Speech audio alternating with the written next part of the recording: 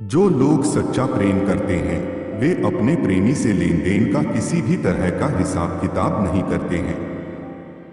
प्रेम में निजी स्वार्थ का स्थान नहीं होता है। इसी तरह भक्ति करते समय भी भगवान के सामने शर्त नहीं रखनी चाहिए। इस संबंध में एक लोक कथा प्रचलित है। कथा के अनुसार पुराने समय में एक संत अपने शिष्यों के साथ गांव-गांव में घूमकर उपदेश देते थे और लोगों को बुरे कर्मों से बचने के लिए प्रेरित करते थे। इस दौरान वे एक गांव में पहुंचे। उस गांव में एक ग्वालिन दूध घी बेचती थी। वह सभी लोगों को दूध घी बराबर तोल कर देती थी, लेकिन गांव के ही एक लड़के को दूध घी बिना तोले ही दे देती थी। संत ने देखा कि एक ग्वालिन अपने प्रेमी को बिना नापे दूध घी बिना तोले दे देती थी। संत ने शिष्यों को समझाया कि प्रेम और भक्ति में हिसाब किताब नहीं किया जाता।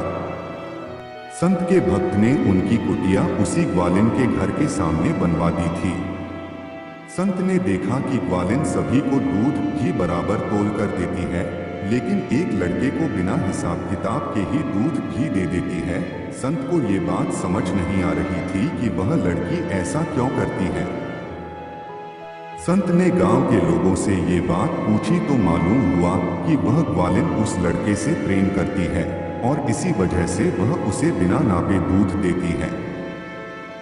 ग्वालिन उस लड़के से लेन देन का हिसाब भी नहीं रखती है।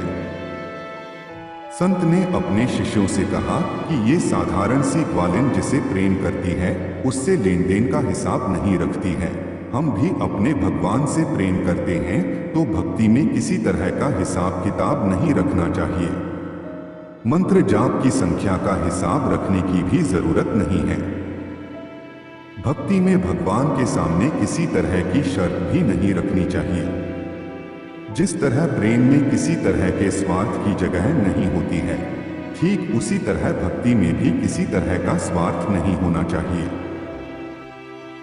कथा की सीख। इस कथा की सीख यह है कि जब लोग प्रेम में किसी भी प्रकार के लेन देन का हिसाब नहीं रखते हैं तो हमें भी भक्ति बिना किसी शर्त के करना चाहिए। भगवान के काम के लिए दिए गए दान का हिसाब नहीं रखना चाहिए।